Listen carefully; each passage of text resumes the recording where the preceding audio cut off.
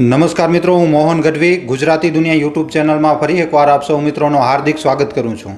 મિત્રો, આજના વિડીયોમાં હું તમને આખી કહાની જણાવીશ. શું પાકિસ્તાન આપણા ભારત દેશ ઉપર પરમાણુ હુમલો કરશે, ન્યુક્લિયર અટેક કરી શકે છે? કેવી રીતે આપણા ભારત દેશે પોતાની નીતિઓ બદલી છે મિત્રો, 1998, 2009, 2014 અને આખરે પાકિસ્તાનનો આ જે ન્યુક્લિયર વારંવાર ધમકીઓ આપે છે ને, એનો એક મંત્રી કે અમે 130 ન્યુક્લિયર બોમ્બ છે, ગમે ત્યારે આપણે ભારતને અમે બરબાદ કરીને રાખશું, એવું બયાન આપી રહ્યા છે આ ખ્વાજા આસિફ. આને માર્યું છે, એકદમ કાયદાથી માર્યું છે ભારતે. આ કહી રહ્યો છે કે જ્યારે ભારત અટેક કરશે તો અમે ન્યુક્લિયર અટેક કરશું. તો આ જે ગીધડ ભપકીઓ જે આપી રહ્યા છે ને, અને આ ગીધડ ભપકીઓ શું કામ આપી રહ્યો છે, કેટલો આમાં દમ છે, આ બધી વસ્તુઓને આજના આ વિડીયોમાં આપણે જાણશું. પણ વિડીયોમાં આગળ વધીએ એ પહેલાં મિત્રો, એક ભારતીય તરીકે આ વિડીયોને લાઇક અને શેર જરૂર કરી નાખજો. ચેનલ ઉપર પહેલી વાર આવ્યા છો તો ચેનલને સબસ્ક્રાઇબ જરૂર કરી નાખજો. તો ચાલો આજનો આ મહત્વપૂર્ણ વિડીયો શરૂ કરીએ.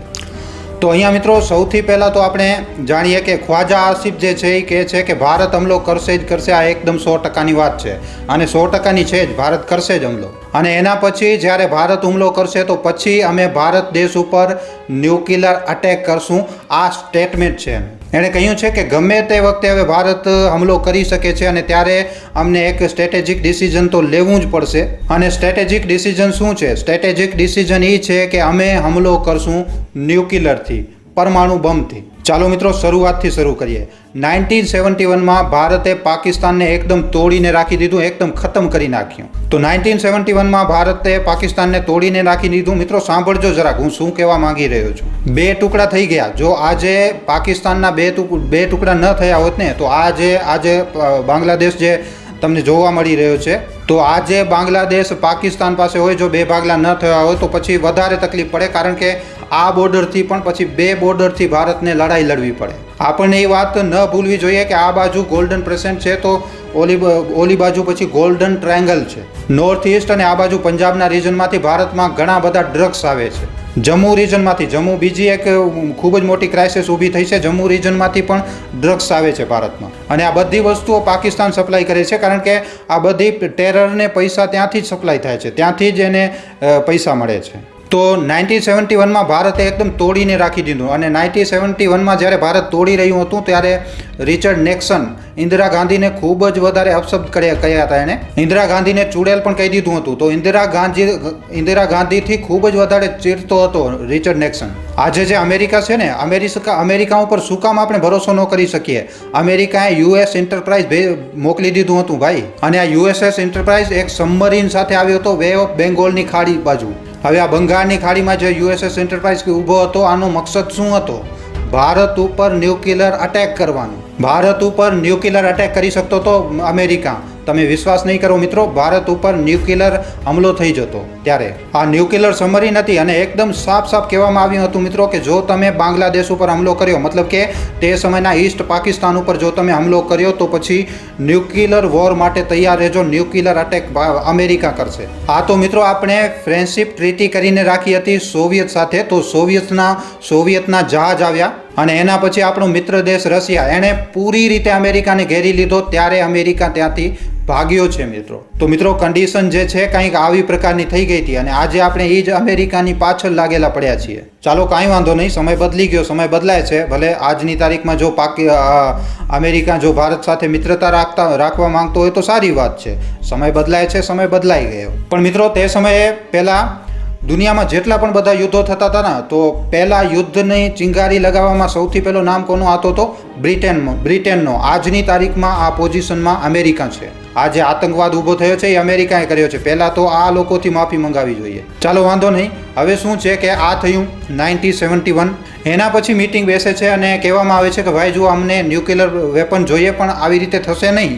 આજની તારીખમાં અમેરિકા અમને ધમકાવી રહ્યો છે, કાલે બીજો કોઈક દેશ ધમકાવી શકે છે. અમને ભાઈ ન્યુક્લિયર વેપન જોઈએ. અને 1971 પછી પાકિસ્તાન તો ખૂબ જ વધારે કમજોર થઈ જ ગયો હતો. એના 93,000 સૈનિકો તો અહીંયા આપણી પાસે.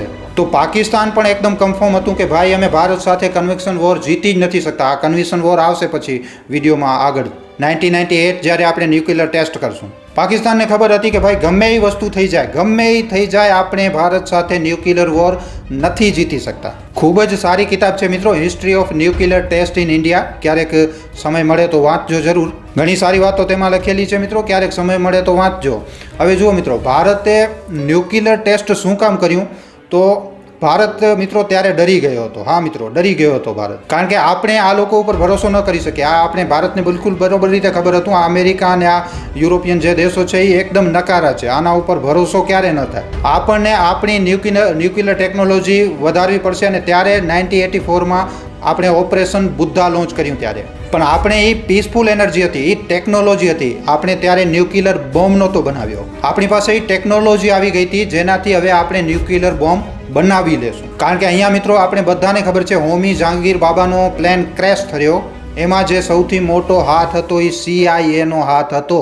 1960માં આપણે ખૂબ જ વધારે ક્લોઝ પહોંચી ગયા હતા એક એટોમિક પાવર બનવાના. આપણે 1974થી ઘણો પહેલાં જ ટેસ્ટ આપણે કરી દેતા, પણ અમેરિકાએ તે સમયે થવા ન દીધું. આ જગજાહેર વાત છે મિત્રો. અને CIA જે છે એ ભારત ઉપર નજર રાખીને બેઠો હતો. તે સમયે જો તમે ન્યુક્લિયર કહી દેતા તો રાતોરાત લોકો ગાયબ થઈ જતા હતા, તરત ગોળી મારી દેતા હતા. પણ પાકિસ્તાનનો કારણ કે સાથ આપી રહ્યો હતો, તો 1974માં આપણે પહેલો ન્યુક્લિયર ટેસ્ટ કર્યો. હવે જ્યારે 1974માં આપણે ન્યુક્લિયર ટેસ્ટ કરી લીધો, આપણો પહેલો ન્યુક્લિયર ટેસ્ટ, તો પાકિસ્તાનમાં એકદમ હાહાકાર મચી ગયો. પાકિસ્તાનની એકદમ બેન્ડ વાગી ગઈ. અરે બાપ રે! આ બાજુ અબ્દુલ સલામતને લગાવ્યું. એક કાદર ખાન કરીને એક સાયન્ટિસ્ટ હતો, એક યુરોપમાં સાયન્ટિસ્ટ હતો, ત્યાં એક કંપની માટે એ કામ કરતો હતો, એને બતાવ્યું. તો એણે શું કર્યું? પાકિસ્તાનનો જે આખો આ ન્યુક્લિયર પ્રોગ્રામ હતો એ ચોરીનો છે મિત્રો, ધ્યાનથી સાંભળજો. એણે બ્લુપ્રિન્ટ ચોરી કરી લીધા. ત્યાં ન્યુક્લિયર ટેસ્ટ ચાલી રહ્યો હતો, એના બ્લુપ્રિન્ટ એણે ચોરી કરી લીધા. તો એણે આખા ન્યુક્લિયર બધી વસ્તુઓ લઈને એકદમ ચોરી કરીને લઈ આવ્યો, બધા પેપર, અને લઈ આવીને એણે પાકિસ્તાનની સરકારને સોંપી દીધું કે લે ભાઈ, ન્યુક્લિયર પાવર બની જા. હવે પાકિસ્તાનમાં જુઓ, ભારતે કન્વિક્શન વોરમાં તો પાકિસ્તાનને હરાવી દીધું છે. હવે ભારતમાં ન્યુક્લિયર બોમ્બ આવી ગયો તો બસ પાકિસ્તાનનો ખેલ ખતમ છે. આ જ દરમિયાન મિત્રો પાકિસ્તાનમાં ઇન્ટરનલ સ્ટેબિલિટી થઈ જાય છે.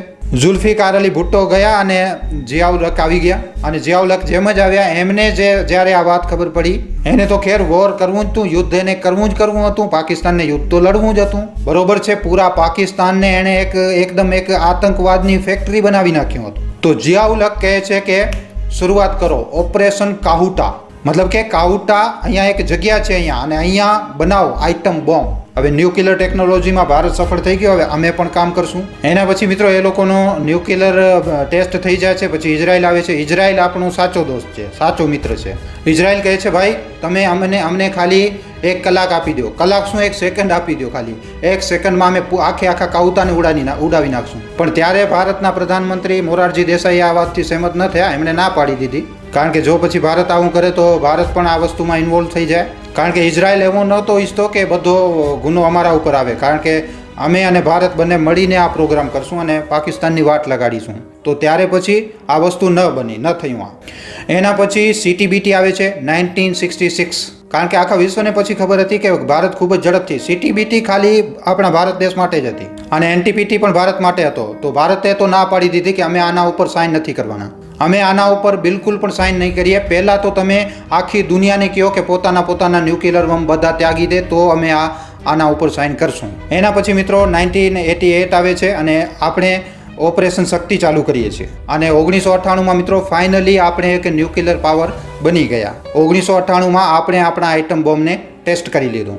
હવે આપણી પાસે આઇટમ બોમ્બ આવી ગયો હતો. તે સમયે CIA ઘણી બધી વસ્તુઓ કરી હતી. તો પોખરણ મિત્રો, પોખરણ, આના ઉપર એક પિક્ચર પણ બનેલી છે જોન એબ્રાહિમની, ખૂબ જ સારી પિક્ચર છે, તમે જોઈ જ હશે કદાચ. તો એકદમ રેગિસ્તાન છે, કાંઈ પણ નથી ત્યાં, બધી વસ્તુઓ ત્યાં જ થાય છે. હવે શું થયું, 1998માં જ્યારે આપણે ન્યુક્લિયર પાવર બન્યા તો પછી પાકિસ્તાને પણ એક ન્યુક્લિયર ટેસ્ટ કરી લીધો. અમેરિકાએ મદદ કરી લીધી. ચાઇના હંમેશાથી જ પાકિસ્તાનની મદદ કરી રહ્યો છે. બધા પૈસા, બધી વસ્તુ, સામગ્રી બધી ચાઇનાથી આવે છે અને આવી છે. આ બધા વેપન્સ, યુરેનિયમ બધું ચાઇનાથી આવ્યું છે. 1971માં પણ આ જ વસ્તુ થઈ હતી. તો એમણે પણ પછી ભારત પછી 1 અઠવાડિયાની અંદર જ, 1 અઠવાડિયામાં મિત્રો કોઈ ન્યુક્લિયર પાવર બની શકે? જબરદસ્ત રીતે અમેરિકાએ આમાં મદદ કરી હતી પાકિસ્તાનની. અમેરિકાએ મદદ કરી અને ચાઇનાએ પણ કરી, કારણ કે બેલેન્સ ઓફ પાવર થવાનું હતું ને ભાઈ. અહીંયા ભારત ઉપર બિલ ક્લિન્ટને ખૂબ જ મોટા સેક્શન લગાવી દીધા કે ભાઈ તે કેવી રીતે તે ન્યુક્લિયર ટેસ્ટ કરી લીધો, કેવી રીતે તમે આ આઇટમ બોમ્બ બનાવી લીધો. અને અહીંયા મિત્રો લગાતાર એમની જે સેટેલાઇટ જે છે, સ્પાયની જે સેટેલાઇટ એ લગાતાર આ વિસ્તારો ઉપર ફરી રહી હતી. પણ મિત્રો સ્ટીલ આપણે એ લોકોની નાકની નીચેથી ન્યુક્લિયર ટેસ્ટ કર્યું હતું. તો અટલ બિહારીએ કહ્યું ભાઈ લગાવી દે જા, જે કરવું હોય કરી લે, ન્યુક્લિયર ટેસ્ટ તો થઈ જ ગયું છે. તો અહીંયા પછી ભારતના કંધા ઉપર હાથ રાખ્યું કે ભાઈ ઠીક છે, ચાલો હવે જે થયું એ થઈ ગયું. હવે એક કામ કરો, આને પહેલાં યુદ્ધ માટે તમે વપરાશમાં નહીં લાવો, અમે બધી વસ્તુઓ તમારા ઉપરથી હટાવી લેશું, કાંઈ વાંધો નથી, તમને જે કરવું છે એ કરો, બસ ખાલી તું નો ફર્સ્ટ યુઝ ક્લોઝ નાખી દો. તો ભારત એક રિસ્પોન્સિબલ નેશન છે ભાઈ. તો ભલે ભારતે આ વાત તો માની લીધી ભારતે, મતલબ કે હવે ભારત ક્યારે કોઈના ઉપર સીધો ડાયરેક્ટ ન્યુક્લિયર અટેક નહીં કરે. આપણે એમ લખ્યું કે આપણે ક્યારે પણ પહેલો હુમલો આપણે નહીં કરી. ભારતમાં આ છે, ભારત ક્યારે પણ પહેલો હુમલો નહીં કરે. પણ ભારત ઉપર જો ક્યારે પણ ગમે ત્યારે એક પણ હુમલો થાય છે તો પછી ઘણા બધા બોમ્બ ભારત ફેંકશે. જો ભારત ઉપર હુમલો થાય છે તો પછી અનપ્રેસિડેન્ટ સ્ટ્રાઇક થશે. મતલબ કે જો એક પણ ભારત ઉપર હુમલો થયો તો એટલા બોમ્બ મારીશું કે આખો ઇલાકો ધુઓ થઈ જશે. પાકિસ્તાને શું કહ્યું? પાકિસ્તાને કહી દીધું ત્યારે કે અમે ભારતથી જીતી નથી શકતા ને અમે ભારતથી બચી નથી શકતા, એટલા માટે ભારતથી બચવા માટે અમે ન્યુક્લિયર બોમ્બ બનાવ્યું છે. 1998માં જ્યારે ભારતે ન્યુક્લિયર ટેસ્ટ કર્યો ને એના પછી જ્યારે પાકિસ્તાને કર્યો, એના પછી આપણે એ વસ્તુ જોઈએ છીએ. એના પછી આપણે જોઈએ છીએ કે 2001માં ભારત ઉપર ઘણા હુમલા થયા. એના પછી જમ્મુ કાશ્મીરની પાર્લામેન્ટમાં અટેક થયો, એના પછી આપણી પાર્લામેન્ટમાં અટેક થયો.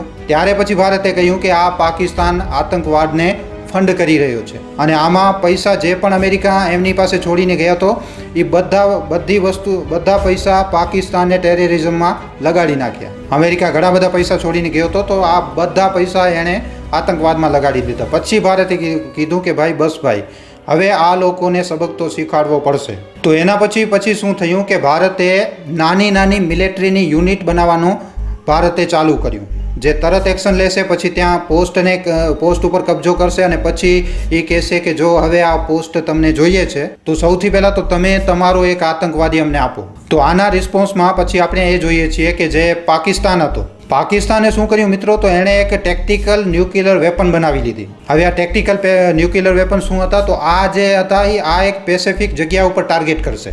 મતલબ કે એક ટેક્ટિકલ ન્યુક્લિયર વેપન, આ કોઈ ન્યુક્લિયર બોમ્બ કે મોટા ન્યુક્લિયર વેપન જેવો આ નથી, પણ આ એક પેસિફિક જગ્યા, મતલબ કે સમજી લો કે લખનૌને મારવું છે તો લખનૌ જ બરબાદ થશે. પાકિસ્તાને કહ્યું કે અમે ટેક્ટિકલ વેપન બનાવી રહ્યા છીએ કારણ કે ભારતની આ રણનીતિ છે, તો પાકિસ્તાને પણ પોતાની રણનીતિ બદલાવી નાખી. હવે આના પછી શું થાય છે? તો ભારતે જ્યારે આ જોયું તો ભારતને લાગ્યું બરોબર આ વાત છે. ત્યારે ભારતે કહ્યું કે બેટા અમારી ન્યુક્લિયરની લિસ્ટ વાંચી લ્યો, અમે સાફ લખ્યું છે કે જો એક પણ વેપન અમારા ઇલાકામાં પડ્યો તો અમે એટલા બમ મારશું, અમે પછી ગમે એટલા બમ મારી શકીએ છીએ, જેટલા ન્યુક્લિયર બમ આપણી પાસે છે બધા મારી શકીએ છીએ આપણે, જો એક ન્યુક્લિયર બમ આપણે ત્યાં પડે તો. પણ આમાં મોટી વાત શું છે કે જે પાકિસ્તાનનો જે ન્યુક્લિયર કમાન્ડ છે એ કમાન્ડ મિત્રો ડિસેન્ટ્રલાઇઝ છે. સમજી રહ્યા છો મિત્રો? મતલબ કે એક રીતે પાકિસ્તાન એમ કહે છે કે અમારી પાસે ન્યુક્લિયર બોમ્બ છે, પણ એ ન્યુક્લિયર બોમ્બ અમારા આલા કમાન્ડમાં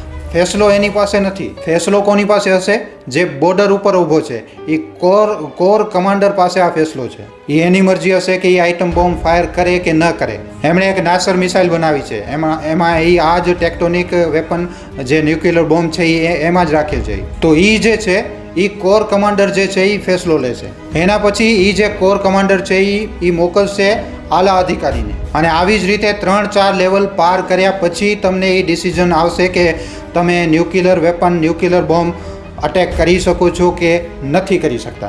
આટલામાં જ ભારત સમજી ગયો. ભારતે કીધું ભાઈ ઓકે આવી વાત છે. તો પછી ભારતે એક સાયબર વેપન બનાવી ઇઝરાયલની મદદથી. ભારતે કીધું ભાઈ અમે તમારા સિગ્નલ જ જામ કરી નાખશું. આ ક્યારે થઈ જ નહીં શકે, કારણ કે ભારતે હજી સુધી આને એક્ટિવેટ કર્યું જ નથી, અને કારણ કે આની ક્યારે જરૂર પડી જ નથી. બીજી એક વસ્તુ, ભારતની ન્યુક્લિયર ડોક્ટ્રિનમાં એક ગ્રે એરિયા પણ છે. એમાં એવું છે કે અમને જો ખબર પણ પડી ગઈ કે અમારા શહેર ઉપર કે અમારા દેશ ઉપર ન્યુક્લિયર હુમલો થવાનો છે, તો પણ તમારાથી પહેલાં અમે ન્યુક્લિયર હુમલો કરી નાખશું. તો પણ અમે અમારી જે નો ફર્સ્ટ યુઝની પોલિસી છે ને એને અમે બિલકુલ પણ વોયલેટ નથી કરી રહ્યા. પણ કારણ કે તું અમારા ઉપર ન્યુક્લિયર હુમલો કરવાનો છો, તો અમે ઘણા બધા ન્યુક્લિયર બોમ્બ તારા ઉપર ફેંકી શકીએ છીએ. તો આ જે ભારતનો એક ગ્રે એરિયો છે, આનો પણ ભારત યુઝ કરી શકે છે. આપણે ઇઝરાયલની મદદથી એક ખૂબ જ જબરદસ્ત સાયબર વેપન બનાવ્યું છે. ઇન્ડિયન હેકર્સ ફૂલ્લી કેપેબલ કે આખા સિસ્ટમને જ જામ કરી નાખશે, બધા સિગ્નલ જ જામ કરી નાખશે, આખા સિસ્ટમને જામ કરી શકે છે, પૂરી રીતે કન્ફ્યુઝન ક્રિએટ કરી શકે છે. કારણ કે આનો ડિસિઝન એક કોર કમાન્ડર પછી એના ઉપર કરતા ઘણા લેવલ છે ત્યારે એને પરમિશન મળશે. તો એને જામ કરીને કે ભાઈ ફાયર કરવાનું છે કે નથી કરવાનું, ઉભા રહે ભાઈ, હજી તો સિગ્નલ જામ છે, ખબર જ નથી પડતી શું થઈ રહ્યું છે, અથવા તો આ શું કહી રહ્યું છે, ફાયર નથી કરવું, બરોબર છે, ત્યાર સુધી તો ભારત ઘણું બધું કરી નાખશે. આટલી વારમાં તરત જ ભારતને મોકો મળી જશે. અને ભારતને મિત્રો તમને જણાવી દઉં કે ભારતની જે આર્મી છે એ વહેંચાયેલી છે. એક રીતે ભારતે એવા યુનિટ બનાવ્યા છે અલગ રીતે, જે 6 કલાકની અંદર ઓપરેશન કરીને મારીને પાછા આવી શકે છે, અથવા તો 6 કલાકની અંદર જ્યાર સુધી પાકિસ્તાનની ખબર પડશે ત્યાં સુધી એનો એ એરિયો ત્યાં ઓક્યુપાય થઈ ગયો હશે.